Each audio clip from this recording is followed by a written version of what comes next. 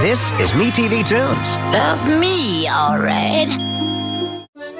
Today on Tune In With Me, we're heading to the East Coast in search of the New World.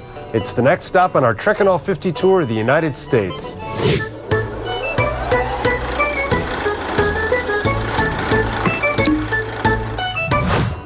What Bill is trying to say is, we're headed to the Pink Flamingo State, baby! It's true, the lawn flamingo was invented here, but I don't think anyone calls Massachusetts that. Yeah, well, you know what? I feel like there has to be an easier way to get here, Bill. Nothing worth doing is easy, Toony.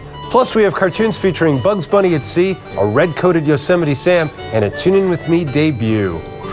What's up, Doc? Be very, very quiet. Beep, beep. Suffering succotash. It's Toon In With Me. Welcome to New England's oldest colony, Plymouth, Massachusetts. Behind us right now, the Plymouth Plantation, a living history museum that's a replica of the original Plymouth colony. Oh, so this is where the Mayflower landed first. Well, technically, Toony, they came upon Cape Cod first. The Mayflower was supposed to arrive near the Hudson River, but rough seas altered their path, and they ended up near the hook of Cape Cod, at what is now Provincetown. Wait, so, why didn't they just settle there? Well, the landscape wasn't really suited for farming, Toony, so they set sail again, and that's when they anchored at Plymouth Rock. So, what else is Plymouth known for? Well, in the fall of 1621, the Pilgrims took part in the very first Thanksgiving, and by the late 1600s, Thanksgiving became an annual tradition. Yummy!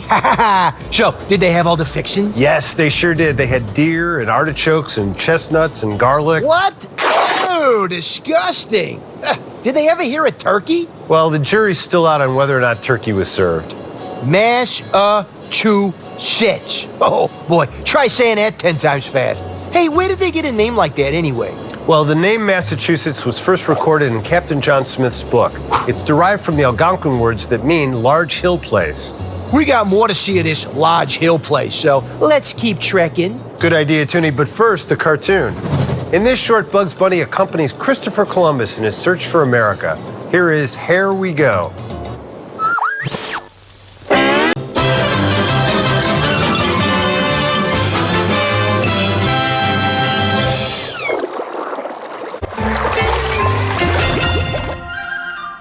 Hey, tuners! Today, we're trekking through the state to join the Union, Massachusetts. And right now, we're in Lexington, but I'm not sure where Bill went. The British are coming! The British are coming! Ah, yeesh! Bill, why are you yelling? But more importantly, why are you riding that ridiculous hobby horse? Aw, come on, Toony. I'm reenacting the Paul Revere Midnight Ride. Oh, the Midnight Ride, sure. Of course, duh. Behind us is the Hancock Clark House. On April 18th of 1775, Paul Revere rode from Boston to Lexington to warn the colonial militia that the British were on the move toward Lexington and Concord. It was right here that he warned Sam Adams and John Hancock. Oh, wow. Okay, well, so what happened next? What happened next was a revolution, Toony. Follow me and I'll show you. Go on, Marmalade, go on. Hold on, Marmalade. We are now standing on the Lexington Battle Green. It's a National Historic Landmark. In 1775, a British major shouted, "Throw down your arms, ye villains, ye rebels." Ha! Fair chance those colonists were gonna give up their arms. America! Bingo, Toony. A full-out battle followed, and it took place right here. The battles of Lexington and Concord were the first major military campaigns of the Revolutionary War. What were they fighting over anyways? Freedom and taxes. In fact, Boston is often called the cradle of liberty because it's where so many acts of rebellion took place, like the Boston Tea Party. Wait, is that the one with the crazy dude in a hat? No, you're thinking of the Mad Hatter in Alice in Wonderland. I'm talking about the Tea Party where colonists dumped 342 chests of tea into the Boston Harbor to protest taxation without representation. Yikes! Oh, man, if there's one thing I know about Brits, you do not mess with their tea. Hey, you know what? Let's get out of here before someone mistakes me for a redcoat. Hey, tuners, how about a revolutionary cartoon? In this short, Bugs Bunny's an American Minuteman defending a fort against a red-coated Yosemite Sam. This is Bunker Hill Bunny.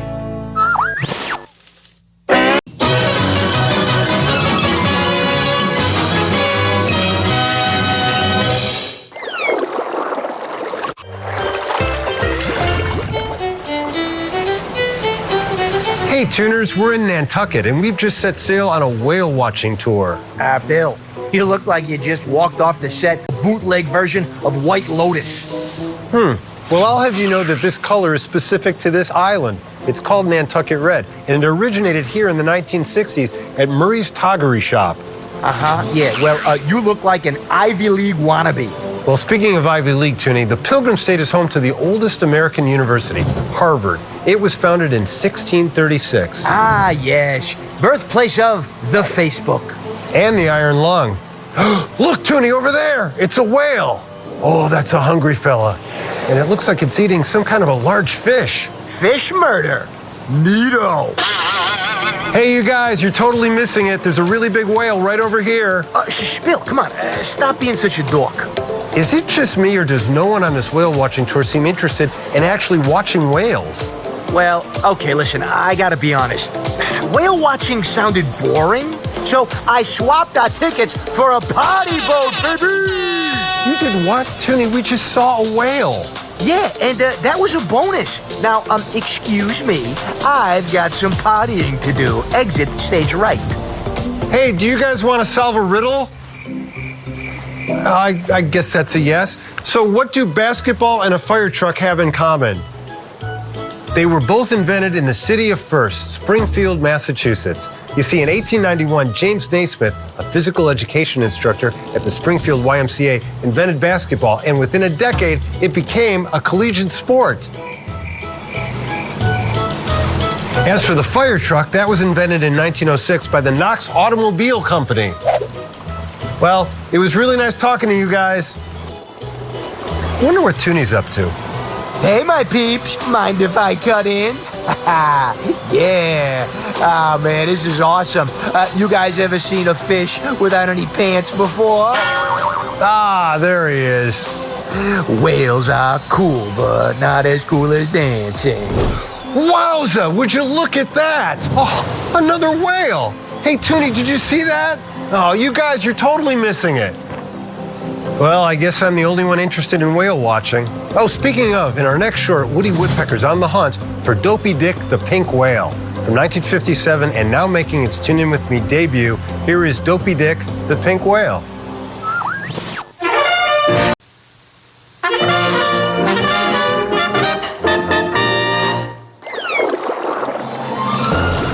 Coming up next, it's Time Capsule Trivia with Mr. Quizzer.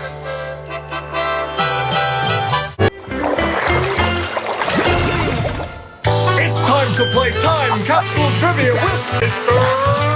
Quizzer. Hey, thank you, Johnny. Well, folks, it's me, Mr. Quizzer, New England's favorite game show host. Now, here is today's question.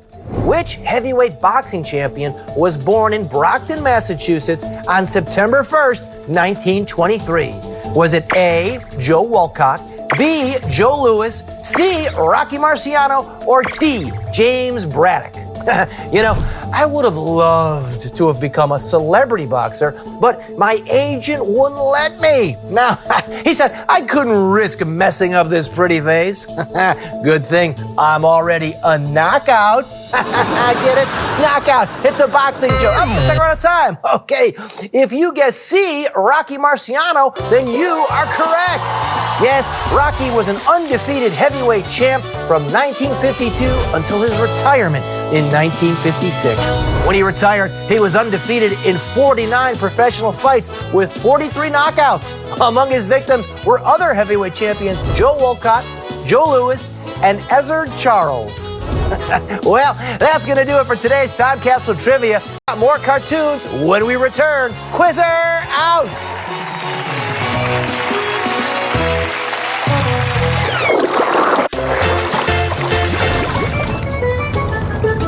Welcome back to our tour of Massachusetts. Right now, Martha's Vineyard, and we're about to do some clam digging. What? Can't we just hit up the wine trails? Come on, Toonie, how else am I going to get to taste some fresh clam chowder? I don't know, order some like a normal person? Bill, do you even have a shell fishing permit? Oh, shoot, Toonie, I knew I was forgetting something. It's a good thing I packed myself a sack lunch as a backup. Ha, finally some food. There better not be any dead clam stew in there. I have a chocolate chip cookie. Did you know, Toony, that this cookie was invented in Massachusetts by Ruth Wakefield in the 1930s? Thank you, Ruth. Now, give it here. There you go, Toony. And we have a fluffernutter sandwich. What the fluff is that? It's marshmallow cream and peanut butter on bread, Toony. It was also invented in the Bay State by a woman named Emma Curtis right around 1918. Haha. Hey, you got any Boston cream pie in there? Sorry, Toony, I do not, but you can snack on this during our next cartoon. In this short, Popeye and Olive Oyl take his nephews on a picnic. This is Lunch with a Punch.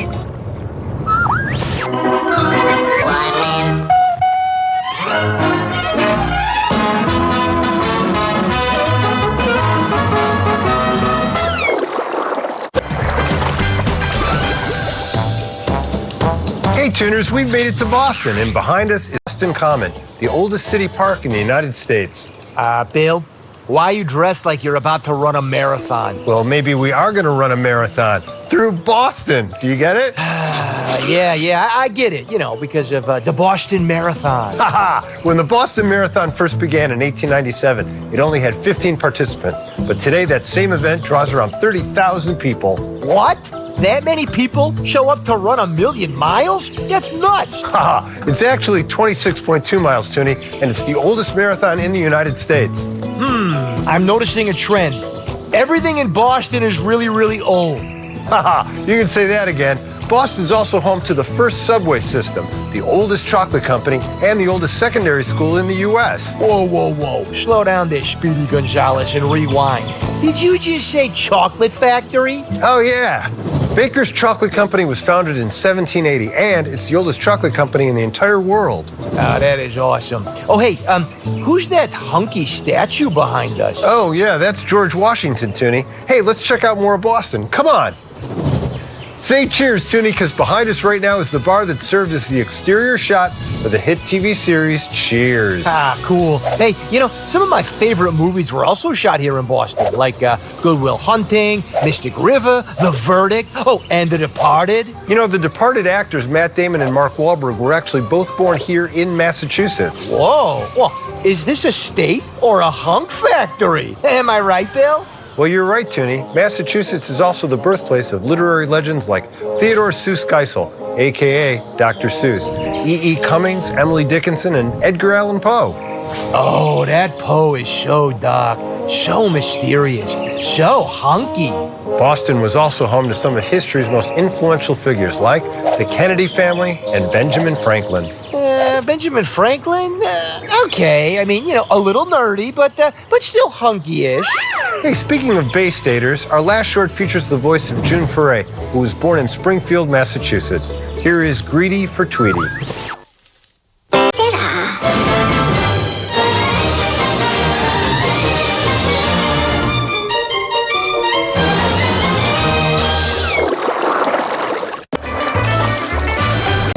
All right, Toony, our last stop in Massachusetts is Lincoln.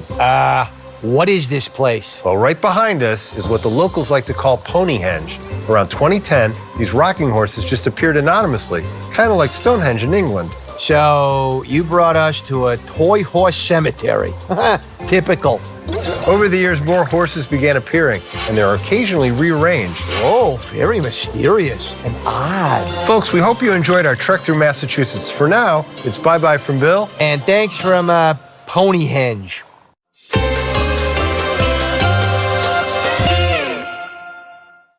Now, quiet, everybody. No talking while the program's on.